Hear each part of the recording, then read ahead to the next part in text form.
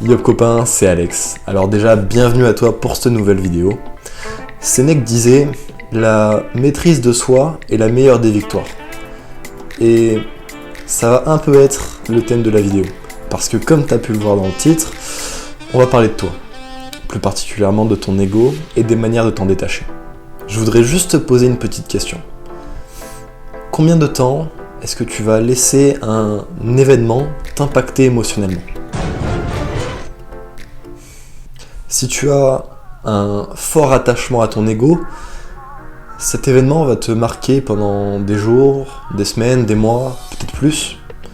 Et à l'inverse, si tu es complètement détaché de ton ego, cet événement n'aura quasiment aucun impact sur ta santé mentale et tu l'auras presque instantanément oublié. Et c'est justement vers ce stade que cette vidéo va t'amener. Tu dois savoir que ton ego sera toujours avec toi. C'est une partie de toi, de ton esprit, qui a pour rôle de te protéger, de t'empêcher de faire des erreurs ou encore de reproduire des situations traumatisantes. Un peu comme la peur, il est là pour ta survie, mais à une certaine dose. L'ego est constitué de tes expériences, de ton passé, et lorsqu'il se met en marche, ça va être très compliqué de le limiter. Il va prendre toute la place dans ta tête et va déterminer les actions en vue des différentes situations. L'ego est souvent régi par la peur. Alors si tu as peur de beaucoup de choses ou que tu minimises tes capacités, le seul résultat sera que tu vas te créer une armure pour te protéger de toutes tes faiblesses corporelles, de toutes tes faiblesses mentales, des potentielles menaces extérieures. Et cette armure qui t'empêche de changer, c'est tout simplement ton ego. J'ai de l'ego, tu as de l'ego, tout le monde a de l'ego. Et ça me sera impossible de le faire disparaître complètement. Mais j'ai appris à le contrôler, à avancer malgré cette image mentale parfaite que l'ego avait faite de moi. À m'en détacher lorsque c'était la chose la plus rationnelle à faire. Et tu y arriveras. Je vais t'aider à y arriver. Dès que ton cœur, ton cerveau, tes envies te poussent à aller de l'avant, ton ego va se mettre entre toi et cette avancée en t'oppressant psychologiquement. Ce qu'on va venir chercher à travers cette vidéo, c'est de calmer ton ego sans créer de nouveaux conflits en toi. Et tu vas pouvoir travailler ceci avec 7 outils qu'on va voir dans cette vidéo. Mais avant ça, mon copain, je vais te demander de m'aider. En mettant pause à la vidéo, ajoutant un like, un commentaire et en t'abonnant si c'est pas déjà fait. Toi, ça te prend que 15 secondes et moi, ça m'aide énormément. On revient au sujet de la vidéo et tu vas devoir commencer par renoncer à juger. Il te sera impossible de contrôler les gens, que ce soit leurs actions, ni même leur manière de penser. À partir du moment où tu as des attentes, tu seras forcément déçu. Si tu renonces à juger, tu supprimes de ton esprit énormément d'émotions perturbatrices qui découlent de ce que des personnes auront pu faire au cours de leur journée. Et juste comme ça, tu deviens beaucoup plus libre. Après, tu dois quand même garder ton libre arbitre. Tu ne dois pas te faire marcher dessus par l'opinion des autres sous prétexte que non, je ne dois pas juger. Tu restes une personne à part entière. Comprendre que l'être humain est imparfait va être ta première mission. Tu vas devoir te placer en tant qu'observateur et regarder le genre humain comme si tu regardais n'importe quoi. Imagine que tu te balades dans la forêt, tu peux être surpris par la forme d'un caillou, par la forme d'un arbre, par la forme d'une fleur.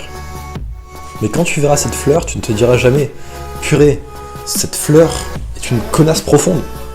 Alors, accepte seulement que les gens sont comme ils sont, que tes pensées, tes actions ne les influenceront pas. Ils te décevront potentiellement un jour, alors ne base pas toute ta santé émotionnelle sur quelque chose d'imprévisible. Renoncer à avoir raison.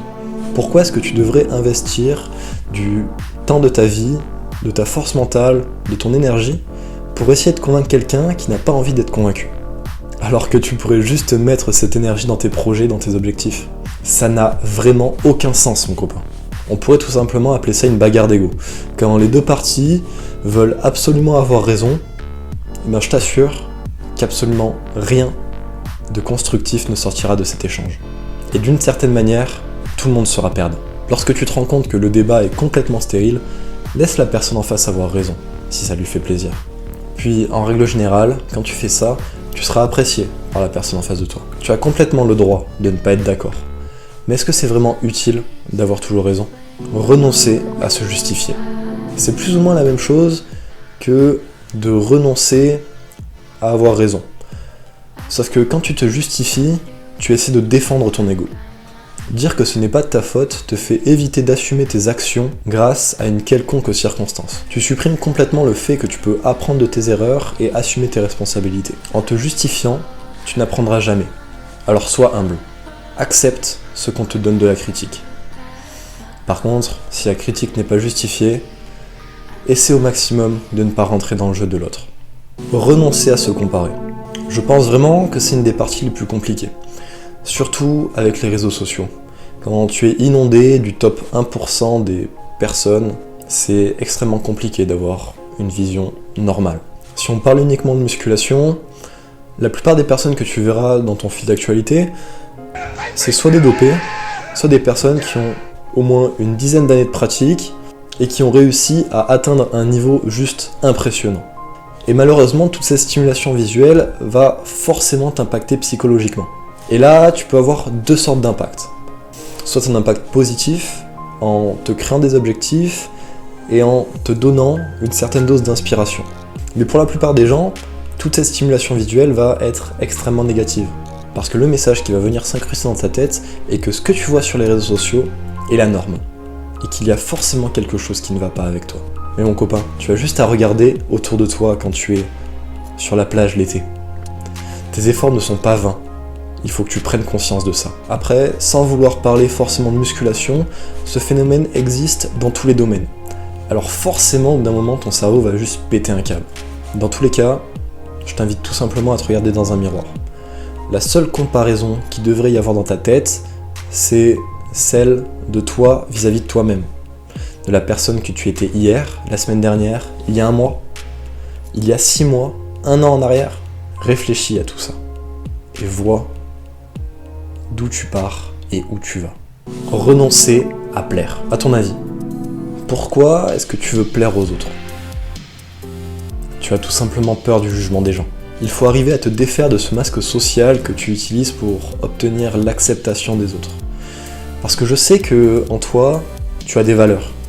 Il y a un toi profond que tu mets de côté uniquement pour plaire à des personnes qui n'en valent sûrement pas la peine. Uniquement pour pouvoir éviter cette peur du regard des autres. Puis, pourquoi vouloir que les autres valident nos actes quand tu peux juste avancer, faire de ton mieux et être heureux ? Tu ne dois pas être un énorme abruti en envoyant les autres aller se faire cuire un œuf pour un rien. Il faut juste que tu sois droit dans tes bottes, fidèle à tes valeurs, sans te soucier de ce que les autres pourront dire. Renoncer à s'inquiéter. S'inquiéter ne résoudra pas les problèmes de demain, mais détruira la paix d'aujourd'hui. L'inquiétude comme les regrets sont juste une distorsion du moment présent. Quand tu t'inquiètes, tu vas avoir peur du futur. Et les regrets ne résoudront jamais les problèmes du passé. Et dans tous les cas, ils influent sur ton état émotionnel, maintenant. La qualité de ta vie dépend de la qualité de tes émotions. Alors, si pendant une trop longue période, tu es rempli d'émotions toxiques, ça va te faire énormément de mal. Vivre en harmonie avec le présent va faire que tu vas beaucoup plus te concentrer sur le chemin que sur la destination. Parce que c'est pas la fin qui compte, c'est le chemin à la clé. Ton chemin, c'est ton histoire. Imaginons que tu veuilles devenir milliardaire. Si ton quotidien est que chacune de tes actions de ta journée est un vrai calvaire, tu vas vite arrêter. Alors que si tu kiffes tout ce que tu fais, peu importe le temps que ça prendra, tu arriveras à ton objectif. Et ça, c'est comme la musculation. Si tu prends plaisir dans tes entraînements, tu n'auras même pas besoin de motivation pour aller à la salle. Pour finir mon copain, se détacher de son ego, c'est pas quelque chose de facile, ni même de rapide. Il y a énormément de chemin à parcourir pour y arriver. En plus de ça, il n'y aura jamais de moment magique où tu te diras « c'est bon, je suis complètement détaché de mon ego ». Ça va être un travail constant parce que rien n'est jamais acquis. Des philosophes stoïciens disaient que l'intelligence vient quand on réalise qu'on ne sait pas tout et que l'on cherche à en savoir plus. Être un expert n'est pas une fin en soi, mais un voyage constant d'apprentissage. C'est pour ça qu'en restant à la place d'observateur de tes pensées, tu vas pouvoir rester dans cet état de conscience, loin de l'emprise de ton ego. Et je suis certain que tu arriveras à te rendre compte de quand ton ego parle.